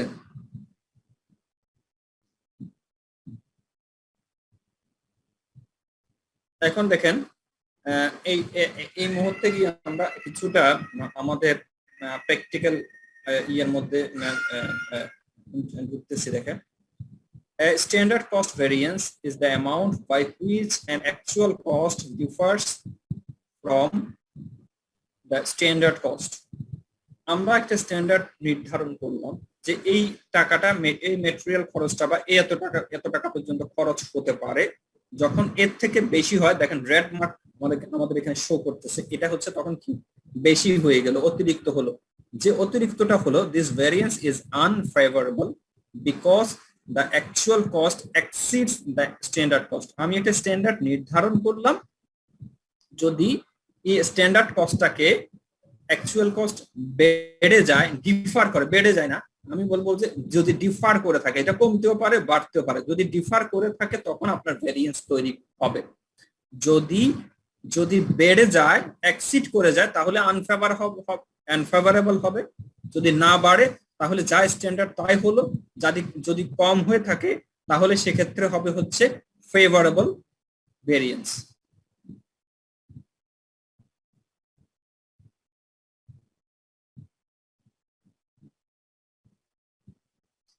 এখানে দুজন ব্যক্তি আলাপ করতেছেন, একজন হচ্ছেন ইঞ্জিনিয়ার, একজন অ্যাকাউন্টেন্ট। এই জিনিসগুলো কেন হবে, কিভাবে এগুলো মিটিগেট করবে, এই জিনিসগুলো নিয়ে ওনারা আলোচনা করতেছেন। তারপরে এই ভেরিয়েন্সটা আমরা যেটা পাবো সেটা কিভাবে প্রথমে আমরা আইডেন্টিফাই করব, দেন রিসিভ করব এক্সপ্লেনেশন কেন এই ঘটনা ঘটলো, দেন কারেক্টিভ অ্যাকশন নেব, তারপরে পরবর্তী পিরিয়ডের জন্য আবার অপারেশন করব, দেন আবার স্ট্যান্ডার্ড সেট করব, নতুন করে এক্সিকিউশনে যাব, এক্সিকিউশন শেষ, দেন অ্যানালাইসিস করব। এই সাইকেলটা চালু থাকে। ভেরিয়েন্সটা আপনি পেলেন, আপনি যদি এটাকে দিয়ে যদি কোনো কাজ না করেন, এটা কাজে না লাগেন, সেক্ষেত্রে এই ভেরিয়েন্স অ্যানালাইসিসের কোনো দরকার নেই। আচ্ছা, আমরা এবার আসি যে একটা হচ্ছে প্রাইস ভেরিয়েন্স আর একটা হচ্ছে কোয়ান্টিটি ভেরিয়েন্স। আমরা প্রথমে স্ট্যান্ডার্ড কস্ট ভেরিয়েন্সে আসি। এভাবে না বুঝি আমরা এটাকে বলতে পারি যে ম্যাটেরিয়ালের ক্ষেত্রে ভেরিয়েন্স কি হবে, প্রাইস ভেরিয়েন্স হয় কখন হবে, কোয়ান্টিটি ভেরিয়েন্স কখন হবে। প্রাইস ভেরিয়েন্স হবে the difference between actual price and standard price. যদি অ্যাকচুয়াল প্রাইস এবং স্ট্যান্ডার্ড প্রাইসের মধ্যে কোনো পার্থক্য দেখা দেয় তাহলে আপনার প্রাইস ভেরিয়েন্স হবে। আর অ্যাকচুয়াল কোয়ান্টিটি এবং স্ট্যান্ডার্ড কোয়ান্টিটি মধ্যে যদি পার্থক্য দেখা দেয় তাহলে কোয়ান্টিটি ভেরিয়েন্স হবে। আমরা নির্ধারণ করলাম যে 2 মিটার দিয়ে একটা শার্ট হবে। আমি যখন কাপড় বুঝিয়ে দিলাম 10 মিটার, দেখা গেল যে 5টা কাপড় না হয়ে 4টা শার্ট তৈরি হলো। সেক্ষেত্রে দেখা গেল যে আমি যে স্ট্যান্ডার্ড সেট করলাম তার সাথে অ্যাকচুয়াল রেজাল্টের গড়মিল দেখা দিচ্ছে। যখনই গড়মিল দেখা দিবে তখনই ভেরিয়েন্স তৈরি হবে। এরপরে এসে আমরা দেখি এই ভেরিয়েন্স অ্যানালাইসিসের মধ্যে এটা হচ্ছে আমাদের প্রথম স্টেপ ঢুকলাম, যে আমরা প্রাইস ভেরিয়েন্স কিভাবে বের করবো এবং কোয়ান্টিটি ভেরিয়েন্স কিভাবে বের করব। এটা বের করতে গেলে আমরা এটার দিকে একটু তাকাই। প্রাইস ভেরিয়েন্স বের করতে গেলে আমরা কিভাবে বের করব, অ্যাকচুয়াল কোয়ান্টিটি থেকে অ্যাকচুয়াল কোয়ান্টিটি এবং actual price minus actual quantity into standard price, তাহলে আমরা প্রাইস ভেরিয়েন্সটা পাবো। আর অ্যাকচুয়াল কোয়ান্টিটি স্ট্যান্ডার্ড প্রাইস থেকে যখন স্ট্যান্ডার্ড কোয়ান্টিটি স্ট্যান্ডার্ড প্রাইস বাদ দেবো তখন আমরা কোয়ান্টিটি ভেরিয়েন্স পাবো। আবার যখন এই প্রাইস ভেরিয়েন্স এবং কোয়ান্টিটি ভেরিয়েন্স দুটোকে যোগ করা হয় তখন এটাকে বলা হয় total variance. So standard price is the amount that should have been paid for the resources acquired. আমরা এই জিনিসটা দেখি, বাট না বুঝলে পরবর্তীতে আমরা আবারও অঙ্কের মাধ্যমে বুঝে নিব।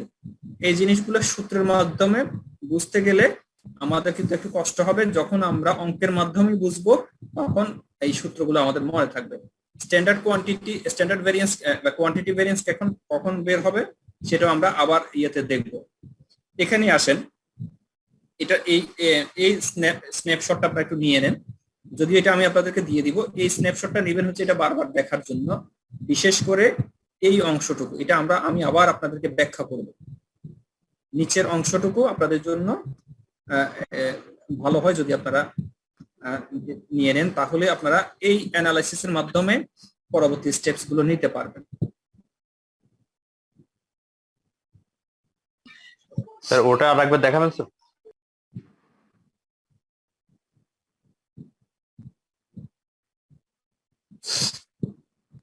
Thank you sir.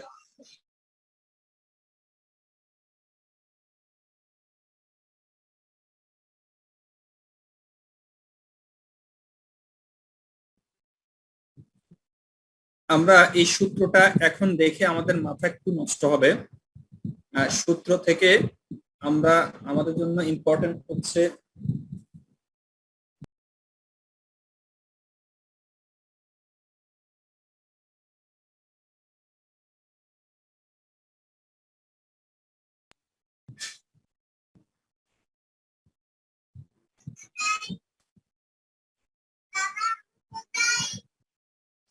আচ্ছা, আমরা এখন একটা প্র্যাকটিক্যাল এক্সাম্পলে যাই। তাহলে এই যে সূত্র দেখাচ্ছি, যখনই সূত্র আসবে তখনই আমাদের মাথা কাজ করে না। মাথাটা কাজ করবে যখন আমরা প্র্যাকটিক্যালি দেখবো, প্র্যাকটিক্যালের সাথে সূত্রগুলো মিলাবো, তখন আমাদের এই জিনিসগুলো মাথায় ঢুকে যাবে। আমরা এই জন্য এটাকে বেশিক্ষণ বিশ্লেষণ করবো না। আমরা একটা এক্সাম্পল দেখে নিই। Hansen Incorporation has the following direct material standard to manufacture one GP. একটা প্রোডাক্ট হচ্ছে জিপি, এই জিপিটা তৈরি করার জন্য ওনারা একটা স্ট্যান্ডার্ড সেট করলেন। এই স্ট্যান্ডার্ড সেট করলেন, স্ট্যান্ডার্ডটা হচ্ছে কি 1.5 কিলোগ্রামস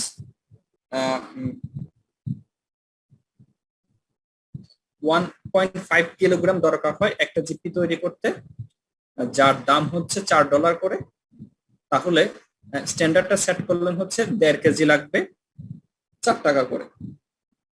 তাহলে ম্যাটেরিয়ালের স্ট্যান্ডার্ড হচ্ছে 1.5 কেজি, আর টাকার স্ট্যান্ডার্ড হচ্ছে যে $4 করে লাগবে। $4 হচ্ছে এটা রেট। তাহলে 1 কেজির দাম যদি হয় $4, 1.5 কেজির দাম হবে হচ্ছে $6। এটা হচ্ছে $6 হচ্ছে আমার টাকা লাগবে। আর কেজিতে যদি আমি বলি যে এই মেটেরিয়ালটা হচ্ছে 1.5 কেজি লাগবে জিপিটা তৈরি করতে। তাহলে আমরা প্রথম প্রশ্নে স্ট্যান্ডার্ডটা আমরা আমাদের প্রশ্নে দেওয়া আছে, যে স্ট্যান্ডার্ডটা আমরা জেনে গেলাম। আচ্ছা, এটা হচ্ছে একটা প্রোডাক্টের জন্য আমরা পড়ে আসছি যে প্রথমেই আমরা স্ট্যান্ডার্ডটা করি হচ্ছে একটা ইউনিটের জন্য। একটা ইউনিটে যদি আমরা স্ট্যান্ডার্ডটা তৈরি করতে পারি তাহলে 10টা ইউনিটের স্ট্যান্ডার্ড আমরা জানবো, বা 1 লক্ষ ইউনিটের স্ট্যান্ডার্ডটা আমরা তৈরি করতে পারবো। Last week, 1,700 kilograms of material were purchased and used to make 1,000 জিপিস। গত সপ্তাহে 1000টা জিপি তৈরি হয়েছে, প্রোডাক্ট তৈরি হয়েছে 1000টা, আর তার জন্য 1700 কিলোগ্রাম ম্যাটেরিয়াল কেনা হয়েছে। দ্য ম্যাটেরিয়াল কস্ট হচ্ছে 6,630। এটা হচ্ছে আমাদের প্রশ্ন। এত পর্যন্ত কি আমরা বুঝতে পারলাম? প্রশ্ন ক্লিয়ার? আবারও বলি, 1.5 কেজি লাগবে হচ্ছে জিপি একটা প্রোডাক্টের জন্য, আর প্রাইসের স্ট্যান্ডার্ড হচ্ছে $4। প্রাইসের স্ট্যান্ডার্ড হচ্ছে $4। তাহলে যদি আমার 1.5 কেজি লাগে একটা তৈরি করতে, 1000টা তৈরি করতে কতটুকু লাগবে সেটা আমরা বের করতে পারবো। আবার আমার আগের প্রাইসের স্ট্যান্ডার্ড হচ্ছে $4 বা $4। তাহলে এখন কততে কিনলাম, আমি প্রাইস বেশি দিলাম না কম দিলাম সেটাও আমরা বের করতে পারবো। আমি আপনাদেরকে আগের বিভিন্ন ক্লাসে আপনাদেরকে যে বলে আসছিলাম যে আপনার বাবা বা আপনার ফ্যামিলি আপনাকে 100টা টাকা দিল, যে একটা ডিমের দাম 10 টাকা, 10টা ডিমের দাম 100 টাকা। আপনি বাজারে গিয়ে 10টা ডিম 10 টাকা করে কিনে নিয়ে আসলেন। তাহলে আপনাকে যা স্ট্যান্ডার্ড করে দেওয়া হয়েছে আপনি বাজার থেকে তাই কিনে নিয়ে আসলেন, সেক্ষেত্রে আপনার অ্যাচিভমেন্ট ঠিক আছে। আপনি আপনার জন্য আপনি ফেভারেবল ভেরিয়েন্সও করেন নাই, আনফেভারেবলও করেন নাই। আচ্ছা, যদি আপনি 10টা ডিম 90 টাকা কিনে নিয়ে আসেন তাহলে কি আপনি ভালো করলেন না খারাপ করলেন? স্যার ভালো করছে। আচ্টা, যদি আপনি 10টা ডিম আপনি 105 টাকা কিনে নিয়ে আসেন তাহলে আপনি কি ভালো করলেন না খারাপ করলেন? খারাপ করছে, খরচ বেশি। আচ্ছা, এটা তো আমি 10টা বলাতে আপনি বুঝতে পারলেন, কিন্তু যদি এখানে লক্ষ লক্ষ ইউনিট হয় তাহলে তো আপনি মুখে মুখে ক্যালকুলেশন করতে পারবেন না, আপনাকে একটা ক্যালকুলেশন করে আপনাকে এটা বলতে হবে, ঠিক আছে? আমরা সেটা কিভাবে করব? What is the actual price per kilogram paid for the material, বলতে পারবেন কেউ? প্রশ্ন আবার দেখাই। স্যার লাস্টেরটা স্যার 6.63 হ্যাঁ 6.63 হবে স্যার। 6.63 হবে। আপনি 1700 কেজি ম্যাটেরিয়াল কিনলেন 6630 টাকা দিয়ে, তাহলে অ্যাকচুয়ালি কত পেমেন্ট করলেন 1 কেজির জন্য? প্রশ্নে এটা বলে দেওয়া আছে, কিন্তু পার ইউনিটে বলে দেওয়া নেই, পার কেজিতে বলে দেওয়া নেই। এখন প্রশ্ন আপনাকে বললো যে what is the actual price per KG paid for the material, কত হবে? 3.9 স্যার। 3.9 স্যার। এটা কি কোনো অঙ্ক?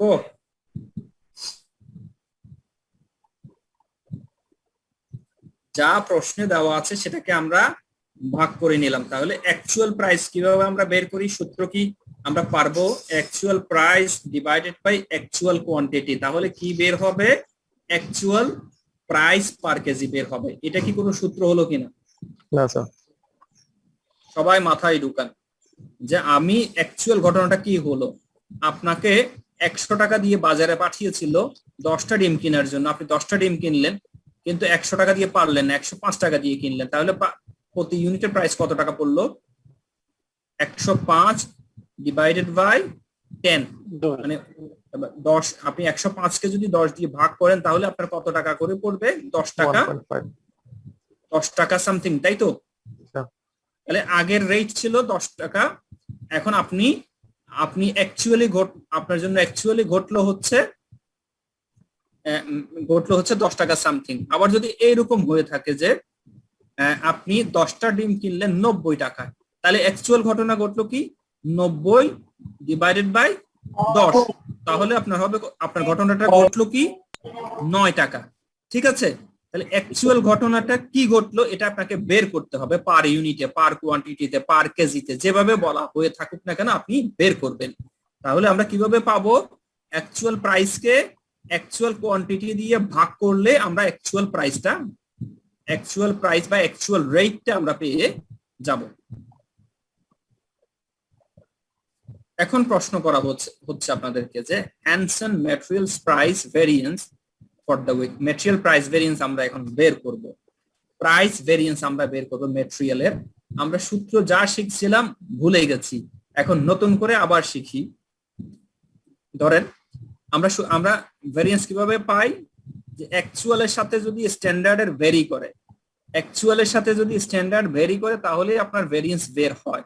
তাহলে প্রাইস ভেরিয়েন্স আমরা কিভাবে বের করব? Actual price minus standard price, actual price minus standard price into actual quantity, তাহলে আমরা প্রাইস ভেরিয়েন্সটা পাবো, ঠিক আছে? আমরা আবার ব্যাক করি। নিচে দেখেন, আমার কার্সরটা দেখেন, অ্যাকচুয়াল প্রাইস বা অ্যাকচুয়াল রেট আমরা বলতে পারি, যাই আমি বলি না কারণ actual price minus standard price, আর সেটাকে অ্যাকচুয়াল কোয়ান্টিটি দিয়ে গুণ করলে আমরা প্রাইস ভেরিয়েন্স পাবো। এখন তাহলে আমরা এখন আবার প্রশ্নের মধ্যে যাই। অ্যাকচুয়াল রেট অ্যাকচুয়াল প্রাইসটা আমরা পেয়ে গেছি।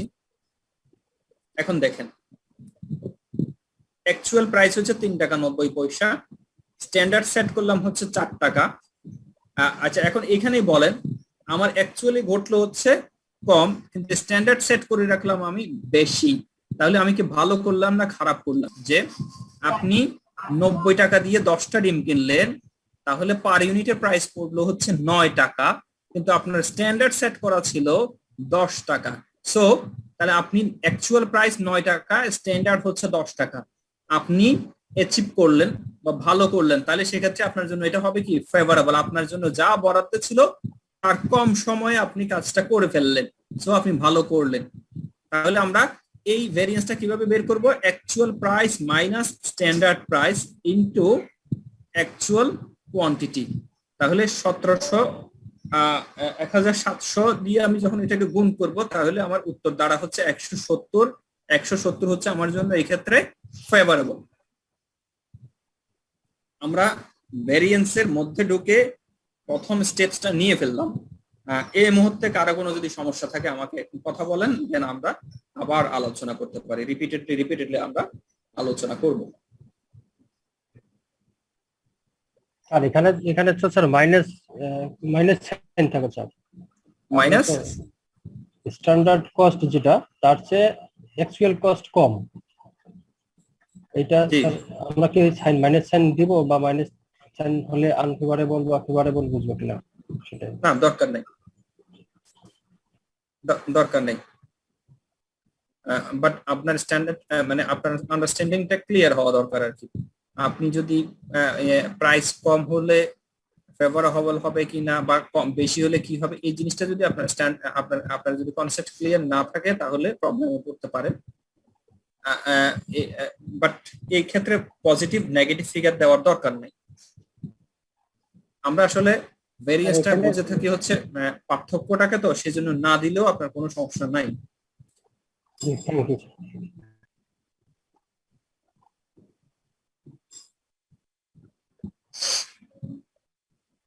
তাহলে কি আমরা এগোতে পারি?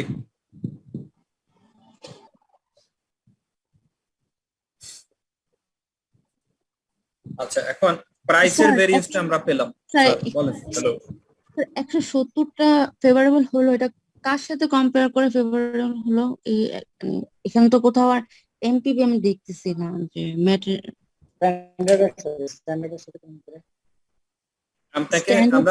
আমরা একটা এক্সাম্পল বললাম না যে আপনি 9 টাকা করে ডিম কিনলেন, কিন্তু আপনার জন্য স্ট্যান্ডার্ড বরাদ্দ ছিল হচ্ছে 10 টাকা। এখন যদি আপনি আমাদের এখানে স্ট্যান্ডার্ডটা কোনটা আমি সেটা বুঝতেছি না। স্ট্যান্ডার্ড 4 টাকা। স্ট্যান্ডার্ড আপনার প্রশ্নে বলা আছে যে প্রতি কেজির মূল্য স্ট্যান্ডার্ড হচ্ছে 4 টাকা। আর আপনি যখন খরচ করলেন, আপনার জন্য 4 টাকা লাগেনি, আপনার লাগলো হচ্ছে 3 টাকা 90 পয়সা। প্রথমে স্ট্যান্ডার্ড আপনাকে বলেছি, আমি রিপিটেড বলছিলাম যে ওই প্রোডাক্টটা তৈরি করতে 1.5 কেজি লাগবে।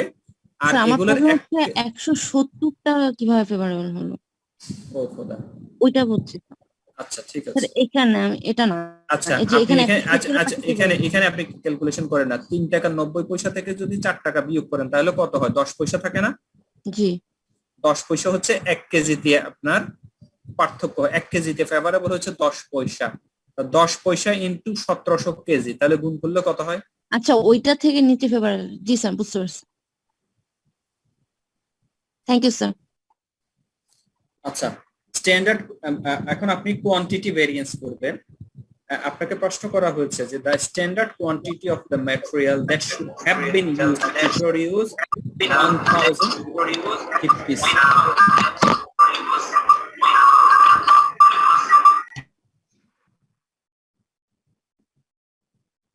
আচ্ছা, 1000 জিপি তৈরি করতে গেলে স্ট্যান্ডার্ড কোয়ান্টিটি বা স্ট্যান্ডার্ড ম্যাটেরিয়াল কোয়ান্টিটি কতটুকু দরকার বলেন তো দেখি?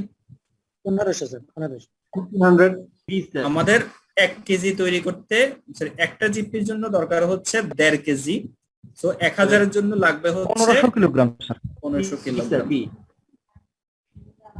স্যার এখানে অ্যাকচুয়াল কোয়ান্টিটি কি স্যার টোটাল কোয়ান্টিটি হবে নাকি স্যার পার কেজিতে হবে? অ্যাকচুয়াল কোয়ান্টিটিটা স্যার চ্যাপ্টার জন্য করব আমরা, অ্যাকচুয়াল কোয়ান্টিটিটা কেজিতে হবে। তো কেজিতে দেওয়া আছে না প্রশ্নে? হ্যাঁ স্যার, এখানে কি ওই যে না, তো আমাদের ফুল কোয়ান্টিটি ইউজ করছি। যদি আমি কি আর স্ট্যান্ডার্ড কোয়ান্টিটি মানে 1.5 কেজি পার ইউনিটে আছে। হ্যাঁ, আমি কতটুকু ইউজ করলাম সেই প্রশ্নটা আমি আপনাকে করিনি। আমরা কিছুক্ষণ আগে বললাম না, একটা শার্ট তৈরি করতে হচ্ছে আপনার স্ট্যান্ডার্ড হচ্ছে 2 মিটার লাগবে। এখন কেউ যদি আপনাকে প্রশ্ন করে যে ভাই 1000টা শার্ট তৈরি করতে গেলে কতটুকু স্ট্যান্ডার্ড লাগবে, আপনি বলতে পারবেন না? 1500 কিলোগ্রাম। না, আপনাকে বুঝছি তো। পারবো স্যার, যিনি- আমি বলতে চাচ্ছি যে ম্যাথমেটিক্স করার আপনি সময় তো আমরা যখন আপনি তো অ্যাকচুয়াল ঘটনার কোনো ধারে কাছে নাই, বসাবো। অ্যাকচুয়াল ঘটনার কোনো কিছু নিয়ে আমার চিন্তা করার জন্য দরকার নাই। আপনাকে প্রশ্ন করা হচ্ছে যে কি আপনারা যখন বসাবো তারপর স্যার কোয়ান্টিটি ভেরিয়েন্স বের করবো। ও ভাই, আমি ভেরিয়েন্সের মধ্যে আসি নাই তো, আপনি ভেরিয়েন্সে গেলেন কেন? স্যার এখানে স্পষ্ট স্ট্যান্ডার্ড কোয়ান্টিটি লেখা আছে তো স্যার, আমরা আমি ভেরিয়েন্সে যাইনি তো, আপনি আরেকটু সামনে এগিয়ে গেছেন। আমি ভেরিয়েন্সের কথাই আসি নাই। আমি বললাম যে আপনি একটা জিপিতে 1.5 কেজি লাগে, 1000টাতে কয়টা লাগবে, আপনি একটা নিয়ে তুলনা এখন করার দরকারটা কি? তাহলে আমরা স্ট্যান্ডার্ড কোয়ান্টিটি পেলাম, ঠিক আছে না? স্ট্যান্ডার্ড কোয়ান্টিটিকে আমরা এসকিউ দিয়ে ডিনোট করলাম। এখন আপনি আসেন ভেরিয়েন্স বের করবেন। তাহলে ম্যাটেরিয়াল ভেরিয়েন্স বের করতে, কোয়ান্টিটি ভেরিয়েন্স বের করতে গেলে আমরা একটা সূত্র মনে রাখছিলাম, সেই সূত্রটা এবার একটু দেখি। কোয়ান্টিটি যখন আমরা ভেরিয়েন্স বের করব, ম্যাটেরিয়াল কোয়ান্টিটি ভেরিয়েন্স বের করলে আমরা কিভাবে করব? Actual quantity minus standard quantity into standard price. ঠিক আছে, এখন আমরা এবার ওই একই জিনিসটা ওখানে আমরা অ্যাপ্লাই করি। তাহলে এখানে আপনি বলেন যে আপনাদের উত্তরটা কি হবে, বলতে পারবেন কেউ? Actual quantity minus standard quantity, আমরা আবার বলতেছি actual quantity minus standard quantity into standard price. Actual quantity কত লাগলো? স্যার কি হবে? 800 আনফেভারেবল কি হবে স্যার? স্যার 800 ফেভারেবল হবে স্যার। আমরা আবার দেখি নি ভাই কি হবে ভাই স্যার? ভাই আর ভাই, 800 শুনেন। আনফেভারেবল। আচ্ছা ঠিক আছে, ওকে। আমরা দেখি যে আমার 1000 জিপি তৈরি করতে লাগা উচিত হচ্ছে 1500 কেজি, আমার লাগলো হচ্ছে 1700 কেজি। তাহলে এই প্রশ্ন দেখিয়ে কিন্তু আমরা পজিটিভ নেগেটিভ বলে দিতে পারি। লাগা উচিত ছিল 1500 কেজি, লাগলো হচ্ছে 1700 কেজি, ঠিক আছে না? আনফেভারেবল। এটা দেখে আমি কিন্তু উত্তর বলে দিতে পারি। আমরা আবার সেখানেই যাই যে আমার অ্যাকচুয়াল কোয়ান্টিটি হচ্ছে প্রশ্নে দেওয়া আছে 1700 কেজি লাগলো, লাগা উচিত ছিল হচ্ছে স্ট্যান্ডার্ড কোয়ান্টিটি 1500, তাহলে ইনটু স্ট্যান্ডার্ড প্রাইস। তাহলে আমার যদি অ্যাকচুয়াল কোয়ান্টিটি স্ট্যান্ডার্ড থেকে বেশি লেগে যায়, বেশি খরচ হয়ে যায়, বেশি ইউজ করে ফেলি, তাহলে এটা হয়ে যাবে আনফেভারেবল। তাহলে 4 ইনটু এখানে 200 অতিরিক্ত লাগলো, 4 কে 200 দিয়ে গুণ করলে 800 আনফেভারেবল। এখন টোটাল ভেরিয়েন্সটা কত হবে? ম্যাটেরিয়াল প্রাইস ভেরিয়েন্স ছিল পজিটিভ আর কোয়ান্টিটি ভেরিয়েন্স হচ্ছে আনফেভারেবল। এই দুটোকে যোগ করলে তখন আমি টোটাল ভেরিয়েন্সটা পাবো, ঠিক আছে? এখন এখানে দেখেন, এই প্রশ্নটা আমরা প্রথমে দেখে আসছিলাম, এটাকে আমরা আবার actual quantity, actual price, actual quantity, standard price আবার অন্যভাবে যদি আমরা প্রেজেন্ট করে থাকি একই অঙ্কটাকে, 170 টাকা ফেভারেবল প্রাইস ভেরিয়েন্স ছিল আর 800 টাকা ছিল কোয়ান্টিটি ভেরিয়েন্স আনফেভারেবল। তাহলে আনফেভারেবল হচ্ছে নেগেটিভ আর ফেভারেবল হচ্ছে পজিটিভ। 800 থেকে যদি আমি 170 বাদ দিই তাহলে কত হয়? 630, তাই না? এই 630 আনফেভারেবল হবে হচ্ছে আপনার টোটাল ভেরিয়েন্স। টোটাল ভেরিয়েন্সটা হচ্ছে 630 হবে, ঠিক আছে?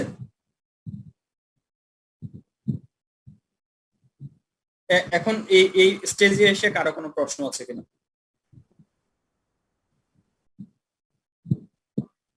আর আমরা যে লাস্টে 800 থেকে 170 বাদ দিলাম, মানে quantity variance minus price variance, এইটা আসলে স্যার মানে বুঝলাম না স্যার। আপনি যখন প্রাইস ভেরিয়েন্স এবং কোয়ান্টিটি ভেরিয়েন্স এই দুটো যোগ করলেই হবে আপনার টোটাল ভেরিয়েন্স। এবার এখানেই বুঝছেন 6630 হচ্ছে অ্যাকচুয়ালি খরচ হলো, আর খরচ হওয়া উচিত ছিল হচ্ছে 6000, তাহলে 630 পার্থক্য হয় না নাকি? জি স্যার। হ্যাঁ, অ্যাকচুয়াল ঘটনার সাথে তো কোনো কিছু আপনার কোনো কিছু তুলনা করার দরকার নেই, অ্যাকচুয়ালি এটাই ঘটছে। 6630 টাকা আপনার খরচ হলো, এখন আপনি যে 1000 জিপি তৈরি করতে 1500 কেজি মেটেরিয়াল দরকার ছিল 4 টাকা করে, যার দাম হওয়া উচিত ছিল, গুণ করলে আপনি পান হচ্ছে 6000 টাকা। তাহলে আপনি খরচ করলেন 6630 টাকা, কিন্তু হওয়া উচিত ছিল 6000 টাকা। আপনি এই দুটার পার্থক্যকে আপনি বলবেন যে এইটাই হচ্ছে আপনার ভেরিয়েন্স, ঠিক আছে? আর আমরা যখন প্রাইস ভেরিয়েন্স এবং কোয়ান্টিটি ভেরিয়েন্স আলাদা করব, তখন এই দুটোকে তখন আবার দুটো কম্পোনেন্ট পাবো। প্রাইস ভেরিয়েন্সটা আমি ফেভারেবল পাচ্ছি, কোয়ান্টিটি ভেরিয়েন্সটাকে আমি আনফেভারেবল পাচ্ছি। কোয়ান্টিটি বেশি ইউজ হয়ে গেছে, আর প্রাইসের কেনার ক্ষেত্রে আমি ভালো করলাম, ঠিক আছে? আচ্ছা আসি আমরা এবার শেষের দিকে যাই। এই প্রাইস ভেরিয়েন্স এবং কোয়ান্টিটি ভেরিয়েন্স কেন হলো? তখন আমি যখন অ্যাকাউন্টেন্ট এসে ওই প্রোডাকশন ম্যানেজার এবং পারচেজ দুজনকে আমি ট্রিগার করব, তখন ওনারা উত্তর দিবেন। দেখেন, প্রোডাকশন ম্যানেজার বলছেন যে কি Hansen purchased and used 1700 kilograms. How are the variances computed if the amount purchased differs from the amount used? তখন উনি উত্তর দিচ্ছেন the price variance is computed on the entire quantity purchased, R quantity variance computed only the quantity used. আচ্ছা আরো আসেন, না এটাতে আসে নাই, আমরা পরের অ্যানালাইসিসে যাব না এই মুহূর্তে।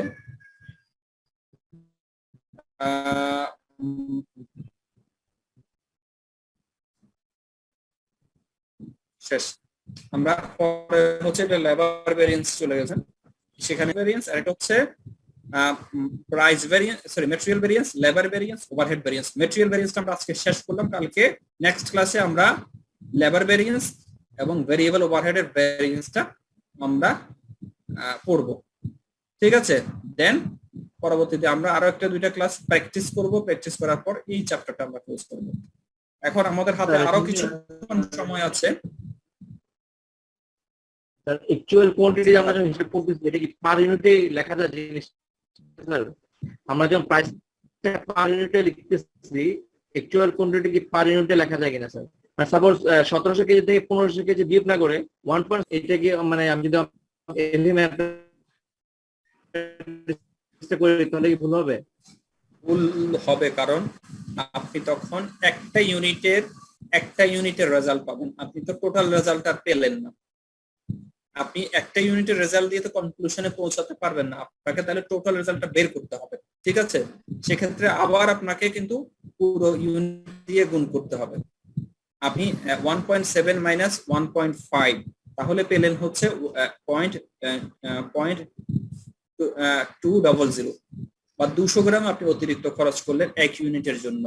1000 এর জন্য কত করলেন সেটা আবার 1000 দিয়ে গুণ করে বের করে বলতে হবে, ঠিক আছে? তাহলে কাজটা আপনাকে দুবার করতে হবে, আর এভাবে করলে আপনি একবারে কাজটা করে শেষ করতে পারেন। স্যার একটা কোশ্চেন ছিল। জি স্যার। এখানে কি আমরা সূত্র বসাবো, হবে, আর যদি প্রাইস হবে তো পার ইউনিট ব্যাপারটা কি? বুঝি নাই।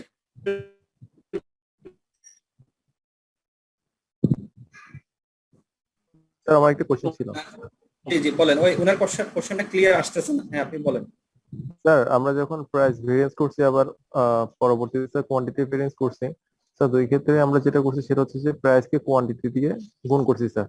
স্যার তাহলে একবার প্রাইসটা বের হয়েছে আর একবার কোয়ান্টিটি কেন বের হয়েছে স্যার? স্যার প্রাইসকে তো অলওয়েজ কোয়ান্টিটি দিয়ে যদি গুণ করি তাহলে তো স্যার প্রাইসটা না হবে না, দুটো আলাদাভাবে চিন্তা করতে হবে। যে প্রাইসের ক্ষেত্রে আপনি অ্যাবসলিউটলি চিন্তা করতেছেন হচ্ছে আপনার প্রাইস ডিটারমিন করা হচ্ছে একটা ডিম 10 টাকা করে স্ট্যান্ডার্ড, আপনি কিনলেন 9 টাকা করে। আপনি সেক্ষেত্রে শুধুমাত্র প্রাইসের গ্যাপটা পজিটিভ হলো না ফেভারেবল হলো না আনফেভারেবল হলো সেটার দিকে চিন্তা করতেছেন। আপনি যখন কোয়ান্টিটির কথা চিন্তা করবেন তখন ডিফারেন্ট লজিকে চলে যাবেন।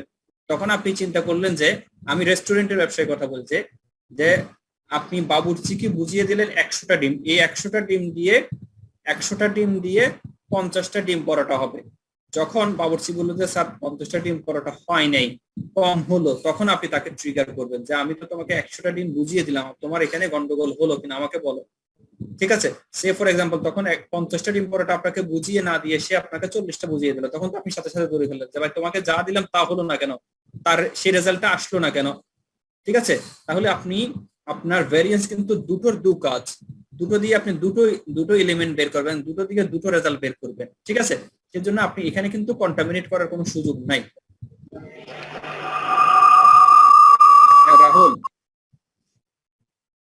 স্যার আজকের যেটা পড়ানো হচ্ছে স্লাইডটা কি স্যার আমাদের সাথে শেয়ার করা হয়েছিল? শেয়ার করা হয়নি, এখন হবে। জি স্যার বুঝতে থ্যাংক ইউ স্যার। একটু চ্যাট বক্সেও কাইন্ডলি স্যার দিবেন স্যার। হ্যাঁ হ্যাঁ জি স্যার। আজকের মেটেরিয়ালস গুলো স্যার চ্যাট বক্সেও কাইন্ডলি স্যার। আচ্ছা এখনই আমি চেষ্টা করতেছি। আমরা ক্লাসটা শেষ করব, শেষ করার আগে আমি চেষ্টা করতেছি আপনাদেরকে দেওয়ার জন্য। একটু কুইক নেবেন, নাহলে হয়তো হোয়াটসঅ্যাপ থেকে নিতে হবে। স্যার একটা কোশ্চেন ছিল স্যার ছোট। আর হোয়াটসঅ্যাপে দিলে ভালো হবে স্যার। দুই জায়গায় দিব। হোয়াটসঅ্যাপে স্যার দিয়ে দেন, হোয়াটসঅ্যাপে স্যার থাকবে স্যার এটা।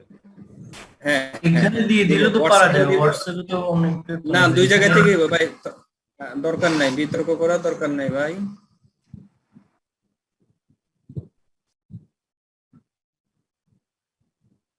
একটু সময় লাভ করে আমি দিয়ে দিচ্ছি।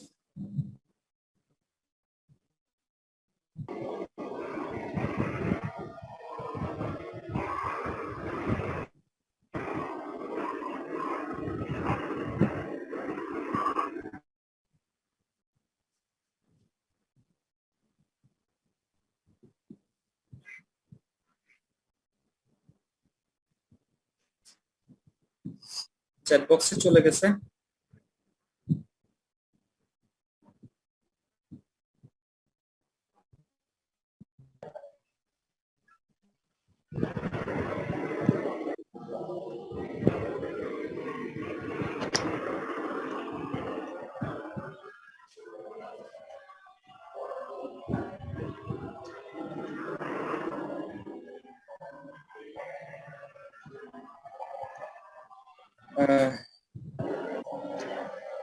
আপনাদের হোয়াটসঅ্যাপেও চলে গেছে, দুই জায়গায় দিয়ে দিলাম। ধন্যবাদ স্যার। ঠিক আছে স্যার এই ওয়ার্ড ফাইলটা ডলের ওয়ার্ড ফাইলটা তো স্যার একটু দিয়ে দিলে ভালো হয় স্যার। কত ক্লাসে দেওয়া হয়েছে হোয়াটসঅ্যাপে একটু চেক করে নেন। ডলের স্যার যে আজকের ওয়ার্ড ফাইলটা শুরুর দিকে ডলে স্যার ওয়ার্ড ফাইল দেয় না, ওই- ডলে ওই- স্যার একটা ইমেজ দিছে। না, ডলের আজকে ইমেজ ওখানে হোয়াটসঅ্যাপে ইমেজ। আচ্ছা হোয়াটসঅ্যাপে ইমেজটা দিতে পারি, কিন্তু ওয়ার্ড ফাইল নাই। সেটা যে অঙ্কগুলো আপনারা দেখছেন সেটা আপনাদের কাজে, আপনাদের জন্য না। স্যার ওই ইমেজটা স্যার হোয়াটসঅ্যাপে দিলে ভালো হয়। আচ্ছা দিয়ে দিচ্ছি। স্যার ফর্মুলা একটা দেখাইছিলেন যে স্যার ডলের, ওইটাও স্যার দিয়ে দিলে মনে হয় ভালো হয়েছে। দিয়ে দিলাম ভাই। Okay sir. হোয়াটসঅ্যাপেও দিয়ে দিচ্ছি, আপনাদের চ্যাট বক্সে আগে দেওয়া ছিল। ঠিক আছে স্যার, আজকের মতো তাহলে আমরা শেষ করি। জি স্যার। সবাই ভালো থাকবেন আর পড়াশোনা করবেন, ঠিক আছে? পড়াশোনা না করে কিন্তু কাজে আসবে না, এই জিনিসগুলো কাজে আসবে না, পড়াশোনা করলেই কাজে আসবে। আসসালামু আলাইকুম। জি ওয়ালাইকুম আসসালাম। জি আসসালামু আলাইকুম।